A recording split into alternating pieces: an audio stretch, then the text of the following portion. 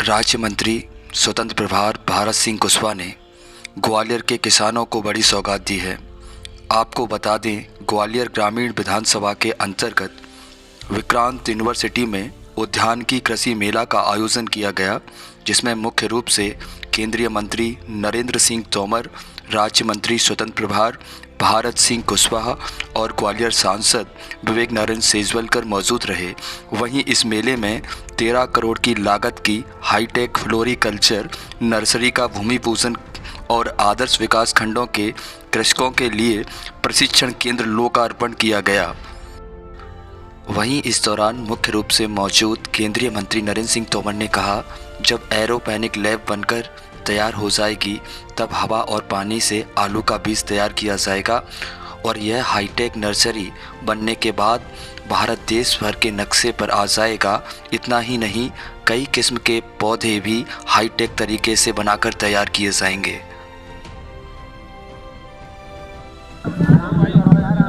और आज के दिन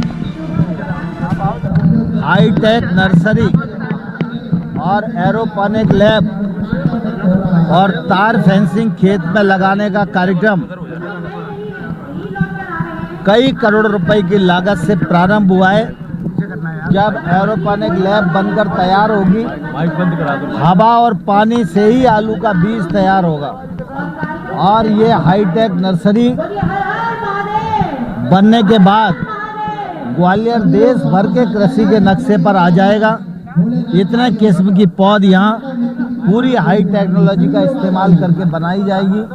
मैं इसके लिए यहाँ के जनप्रतिनिधि भारत सिंह जी को हृदय से बहुत बहुत बधाई देता हूँ। चौथी सूची कब आने वाली है? बीजेपी की चौथी सूची कब आने वाली है? मध्य प्रदेश में 22 लाख नए मतदाता हैं। नया मतदाता भारत के भविष्य को देख रहा है। नया मतदाता चांद के बाद सूरज पर पहुंचना चाहता है। नया मतदाता विकसित भारत का नागरिक बनना चाहता है। इसलिए वो नरेंद्र मोदी का फैन है और नरेंद्र मोदी की अपील पर भारतीय जनता पार्टी को तो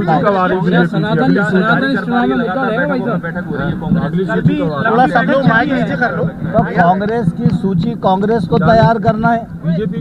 उनके यहाँ तो झंझट है।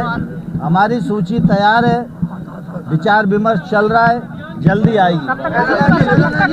वहीं इस दौरान राज्य मंत्री स्वतंत्र प्रभार भारत सिंह कुशवाहा ने कहा, ग्वालियर के किसानों के लिए बड़ी प्रसन्नता की बात है, क्योंकि ग्वालियर के ग्रामीण विधानसभा में उद्यानिकी कृषि मेला का 1 दिवसीय कार्यक्रम आयोजन किया गया है और इस मेला का मुख्य उद्देश्य किसानों की आमदनी बढ़ाना और किसानों का उत्पाद 2 गुना करना है। इसलिए उद्यानिकी के क्षेत्र में भी हमारे किसान आगे बढ़े और विभागीय नर्सरी के पोर्टल का भी आज हमारे मुख्य अतिथि आज शुभारंभ कर रहे हैं। और सबसे बड़ी बात आपको आज ग्वालियर के किसानों को जो प्रसन्नता की बात है, ग्वालियर ग्रामीण में पहली बार उद्यानिकी कृषि मेला का 1 दिवसीय का आयोजन हुआ है और इसमें हमारे भारत सरकार के कृषि मंत्री मुख्य अतिथि के तौर पर यहाँ पधारे थे। मेला का मुख्य उद्देश्य ये है कि सरकार चाहती है कि किसानों की आमदनी बढ़े, किसानों का उत्पादन बढ़े, किसान परिवार संपन्न बने, किसान का हर युवा रोजगार से जुड़ा हुआ होना चाहिए। ऐसा प्रयास इस मेला के माध्यम से हम कर रहे हैं और जो विशेषज्ञ आए पूरे देश के कोने कोने से, कहीं हमारे कृषि विश्वविद्यालय से भी लोग हैं। कुल मिला के मेरा इतना निवेदन है आपके माध्यम से किसान भाइयों से कि क्लास में जो बच्चा ध्यान लगाकर सुनता है, पढ़ता है, टीचर की बात को सुनता है, वो ही आगे बढ़ता है। ऐसे ही किसानों के लिए ये क्लास है। प्रशिक्षण का मतलब ये है कि विशेषज्ञ जो राय दें, किसान उसको गंभीरता से सुने, उसी पद्धति पे अपनी फसल करें। और विशेष रूप से मैं दावे के साथ कह सकता हूँ, किसी को ऐसा लगेगा मेरे खेत का निरीक्षण कर लो, मैं जैविक खेती कर रहा हूँ, पूरे गांव में पता है जैविक खेती कर रहा हूँ, इतनी उत्पादन अगर 12 महीना लेंगे तो निश्चित रूप से आय बढ़ेगी। मेहनत किसान को करना होगी।